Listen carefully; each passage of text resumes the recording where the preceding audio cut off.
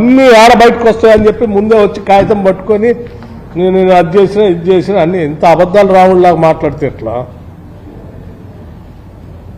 వాస్తవాలు ప్రజలు తెలుస్తూనే ఉంటాయి కదా, లెక్కలతో సహా. అసలు మేము ప్రభుత్వం వచ్చిన తర్వాత చాలా గౌరవంగా మేము వైట్ పేపర్ని ప్రవేశపెట్టాం. ఉన్న వాస్తవ పరిస్థితులు స్టేక్ హోల్డర్స్కి అందరూ తెలియాలని. ఫైనాన్షియల్స్ మీద పెడితే, పవర్ మీద పెడితే, నువ్వు చాలా గౌరవంగా అపోజిషన్ లీడర్గా హౌస్కి వచ్చి మేము పెట్టిన దాని మీద డిబేట్లో పాల్గొని, ఒకవేళ నువ్వు 10 ఏళ్ళు పరిపాలన చేస్తుంది కాబట్టి వాళ్ళు మేము చెప్పిన దాంట్లో తేడాలు ఉంటే కూడా నీ ఎక్స్పీరియన్స్తో సభలో సలహాలు సూచనలు చెప్పాల్సి ఉండే. ఆ తర్వాత కూడా మళ్ళీ పెడుతుంది కదా సభని, దానికి కూడా ఆహ్వానిస్తుంది కదా, ఎందుకు రాలే మీరు?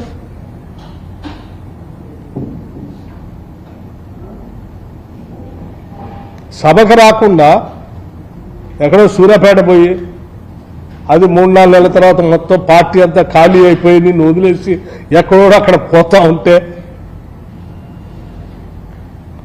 అక్కడ పోయి అది కూడా కరెంటు లేకుండా ఉన్నటువంటి దగ్గర కూర్చొని జనరేటర్ పెట్టుకొని దాంట్లో మైక్ పెట్టుకొని ఆ జనరేటర్ కూడా సగం ఆగిపోయి మైక్ పని చేయకుండా మళ్ళీ అది కూడా రాష్ట్ర ప్రభుత్వం నెట్టేసి ఆడ మాట్లాడే బదులు సభకు వచ్చి రావాల్సింది. ఇప్పుడు కూడా నేను గౌరవ మాజీ ముఖ్యమంత్రి గారికి విజ్ఞప్తి చేస్తా ఉన్నాను, రండి చర్చిద్దాం. ఇప్పుడు మేము చెప్పినవి మీరు చెప్పినవి వాస్తవాలు అయితే, మీకు నిజంగా రాష్ట్రం మీద అభిమానం ఉంటే నేను లెక్కలతో సహా వస్తా. రండి ఆడ కూర్చొని మాట్లాడదామని చర్చిద్దాం ప్రజల సమక్షంలో, లేదా మీడియా సమక్షంలోనైనా. మాకేం అభ్యంతరం లేదు. నేను చెప్పే వాస్తవాలను మేము స్పష్టంగా లెక్కలతో సహా వస్తాం. మీరు కూడా రండి. ఈ రెండింటిలో ఏది బాగుంటే అది ప్రజలు చేద్దాం. అంతిమంగా మా ఉద్దేశం అయితే ప్రజల సంక్షేమమే. ఒకళ్ళు మాయన్న 1-2 పొరపాట్లు ఉంటే సరి చేసుకోవడానికి కూడా సిద్ధంగా ఉన్నాం మేము. రండి, వచ్చి సూచనలు ఇవ్వండి. మీ వల్ల జరిగిన నష్టం ఏంటో మేము చెప్తాం.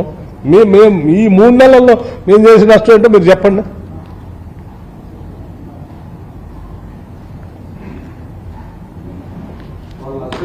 చేసిన